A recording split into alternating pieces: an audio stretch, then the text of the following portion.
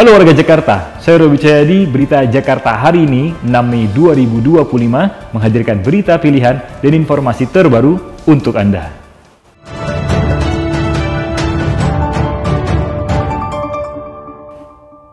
Warga Jakarta, sebelum kita ke berita utama Berita Jakarta hari ini, dari meja redaksi telah kami siapkan 3 berita pilihan dari website beritajakarta.id berikut ini.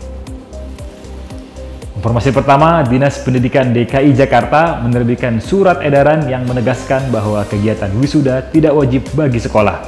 Sekolah juga dilarang untuk melakukan pungutan untuk kegiatan wisuda. Bagi yang melanggar, Dinas Pendidikan telah menyiapkan sanksi berat. Informasi selanjutnya, sebagai salah satu langkah untuk penanggulangan kebakaran mandiri, Gubernur DKI Jakarta mengeluarkan Ingup nomor 5 tahun 2025 tentang gerakan masyarakat punya alat pemadam api ringan atau GEMPAR. Upaya penanganan dini akan mencegah kerugian besar saat terjadi bencana kebakaran. Kemudian ada informasi dari Badan Pusat Statistik DKI Jakarta yang mencatat selama triwulan pertama 2025, ekonomi Jakarta tumbuh di atas rata-rata nasional sebesar 4,87%. 3 lapangan usaha yang mengalami pertumbuhan tertinggi di Jakarta yakni penyediaan akomodasi dan makan minum sebesar 9,64%. Jasa lainnya 8,98%, serta transportasi dan pergudangan sebesar 7,96%. Informasi selengkapnya, warga Jakarta bisa langsung kunjungi website beritajakarta.id, website berita resmi pemerintah Provinsi DKI Jakarta.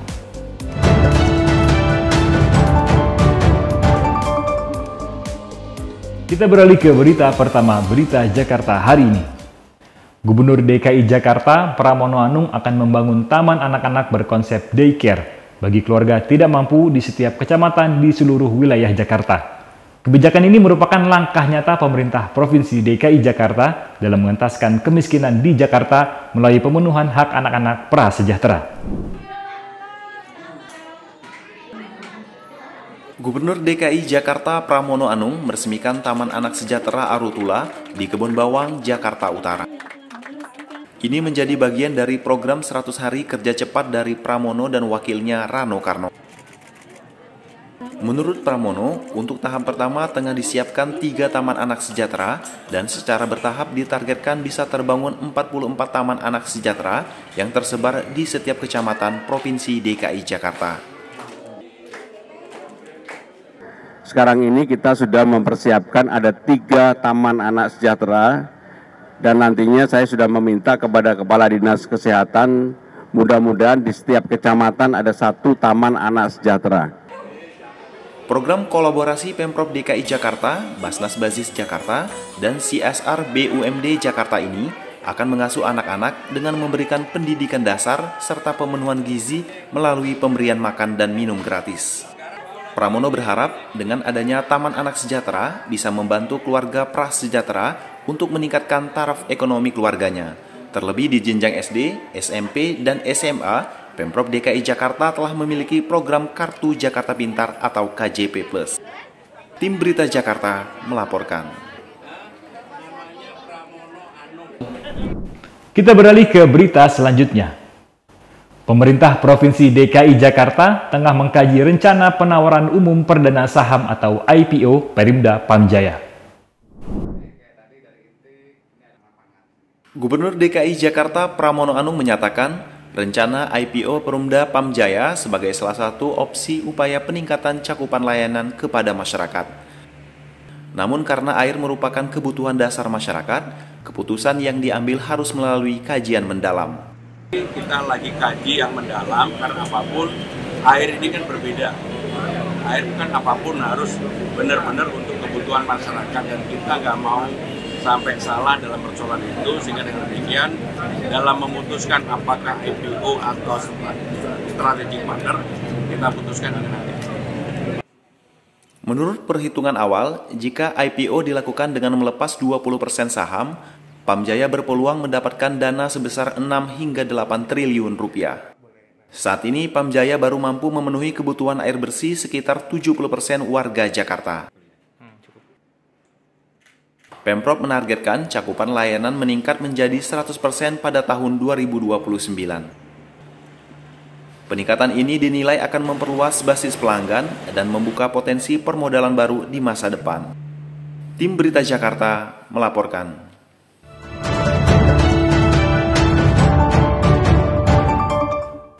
Kita masuk ke segmen Info Jakarta.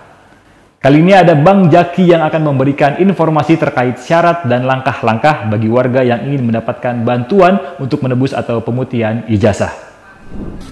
Bang Jaki, gue dengar-dengar katanya ada pemutihan ijazah ya Bang. Tolongin gue dong Bang, gue mau ngambil ijazah gue nih. Tenang aja no, gak ribet kok. Caranya gampang. Pertama nih ya, lo harus warga Jakarta no. Punya KTP DKI, ame lo tinggal di Jakarta. Nah terus nih no lo harus dari keluarga yang kagak mampu no.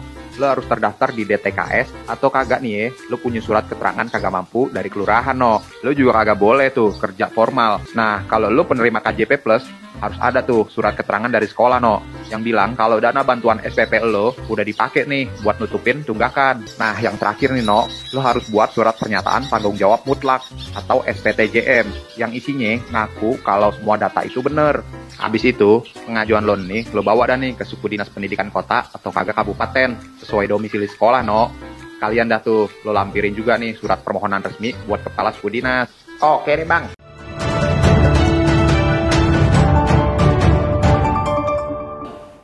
Beralih ke informasi cuaca. Sebelum memulai aktivitas esok hari, warga Jakarta bisa melihat perakiraan cuaca yang dirilis BMKG berikut ini. Dikutip dari laman bmkg.go.id pada Rabu 7 Mei 2025, diperkirakan sebagian besar wilayah Jakarta akan berawan.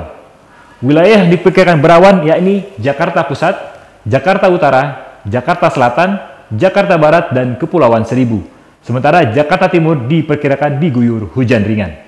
Suhu udara diperkirakan berkisar antara 24 hingga 32 derajat Celcius. Masyarakat diimbau tetap waspada terhadap perubahan cuaca. Demikian program Berita Jakarta hari ini. Saya Robi Cahyadi dan tim redaksi yang bertugas undur diri. Menyongsong 5 abad Jakarta, jati diri Indonesia, megapolitan dunia. Sampai jumpa.